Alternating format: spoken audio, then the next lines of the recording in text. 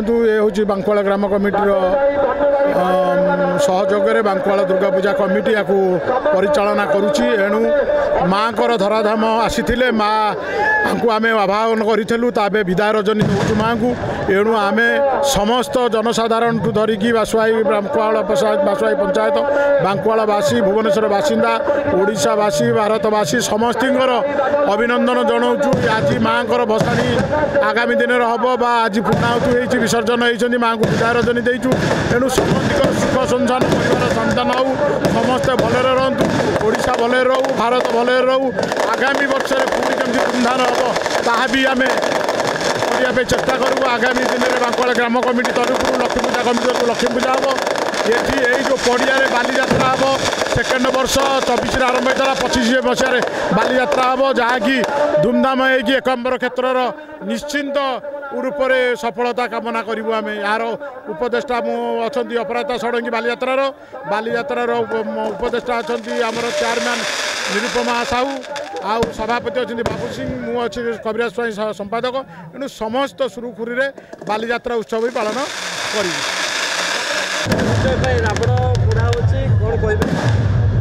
ଅସତ୍ୟ ଉପରେ ସତ୍ୟତା ନିଶ୍ଚୟ ବିଜୟ ହେବ। ରାବଣ ତ ଆଜି ପୋଡ଼ା ହେଲେ ବା ବଧ ହେଲେ, ଏଣୁ ତାପରେ ଅଯୋଧ୍ୟାକୁ ଫେରିଥିଲେ ରାମଚନ୍ଦ୍ର। ଏଣୁ ଏ ବାଙ୍କୁଆଳ ଗ୍ରାମ ଏଇଟା ହେଉଛି ଏକାମ୍ବର କ୍ଷେତ୍ର, ଯାହାକୁ ଏକାମ୍ବର କ୍ଷେତ୍ର ଭୁବନେଶ୍ୱରର ଯେଉଁ କୁହାଯାଏ, ସେଇଟା ଏଇ ପଡ଼ିଆରେ ଏଇଠି ଏଇ ଶିବଲିଙ୍ଗ ଅଛନ୍ତି। ଏଇଠି ଏକାମ୍ବର କ୍ଷେତ୍ର ହେଇଥିଲେ, ଆସିଥିଲେ ଶିବ ପାର୍ବତୀ ଏକାଠି। ଓଡ଼ିଶାରେ ଆପଣ କେଉଁଠି ଭାରତବର୍ଷରେ ଦେଖିବେନି ଶିବ ପାର୍ବତୀ ଏକାଠି ଶୟନ କକ୍ଷ। ଏଇ ଏକାମ୍ବର କ୍ଷେତ୍ରରେ ଶୟନ କରିଥିବାରୁ ଏଠି ବାଲୁଙ୍କେଶ୍ୱର ଦେବୀ ବୋଲି ମନ୍ଦିର କରାହେଇଛି। ଏଣୁ ତାଙ୍କ ଉପରେ ଆମର ଦୁର୍ଗା ପୂଜା ଏଠି ହେଉଛି। ଏଣୁ ସତ୍ୟର ନିଶ୍ଚୟ ଜୟ ହେଲା, ଆଉ ଭାରତର ବି ଜୟ ହେଇଛି, ସିନ୍ଦୁର ହେଇକି ଭାରତର ବି ଜୟ ହେଇଛି।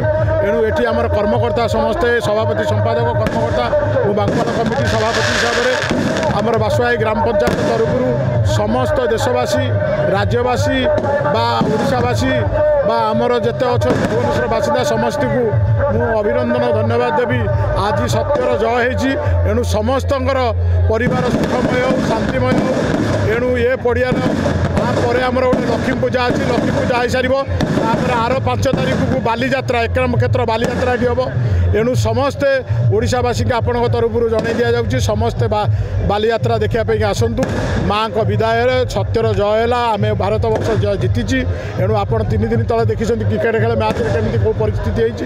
ଏଣୁ ଆପଣ ସବୁବେଳେ ଆମେ କେମିତି ଏକାଠି ରହିବା, ଏକତ୍ର ରହିବା, ଭାଇଚାରା ମନେ ରହିବ, କୌଣସି ଜାତି ଧର୍ମ ଉପରେ ନିର୍ବିଶେଷରେ ସମସ୍ତେ ଆମେ ଭାରତୀୟ, ସମସ୍ତେ ଭଲରେ ରହିବା ପାଇଁକି ମାଆଙ୍କ ପାଖରେ ପ୍ରାର୍ଥନା କରିବା।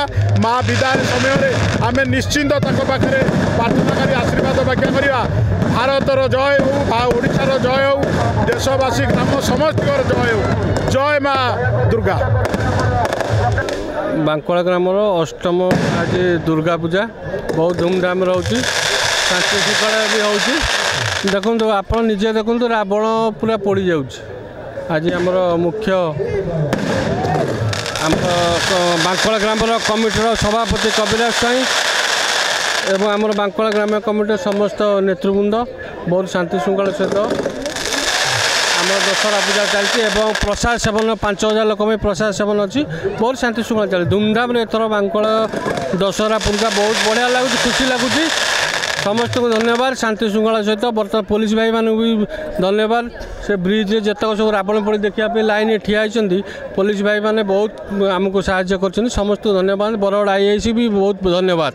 ଏବଂ ଆମର ଗ୍ରାମ୍ୟ କମିଟିର ସଭାପତି ଶ୍ରୀଯୁକ୍ତ କବିରାଜ ସ୍ୱାଇଁଙ୍କୁ ବି ଅନୁରୋଧ ସେ ଏଇଭଳି ଆଗକୁ ଆହୁରି ଧୁମଧାମରେ କରନ୍ତୁ। ଆମେ ତାଙ୍କ ପଛରେ ଅଛୁ, ସବୁ କର୍ମକର୍ତ୍ତା, ବାଙ୍କୁଆଳ ଗ୍ରାମ୍ୟ କମିଟିର ସମସ୍ତ କର୍ମକର୍ତ୍ତା ଏବଂ ସମସ୍ତ ଯୁବପିଢ଼ିମାନେ ତାଙ୍କ ପଛରେ ଅଛୁ। ଏମିତି ଆଗକୁ ମାଡ଼ି ଚାଲନ୍ତୁ, ଆମେ ତାଙ୍କ ପାଖରେ। ଜୟ ମା ଦୁର୍ଗା।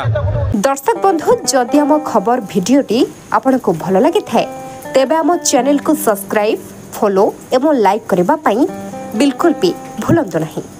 हाँ दर्शक बंधु, आपणक अन्य बंधु मानक शेयर निहाती करंतु। धन्यवाद। नमस्कार।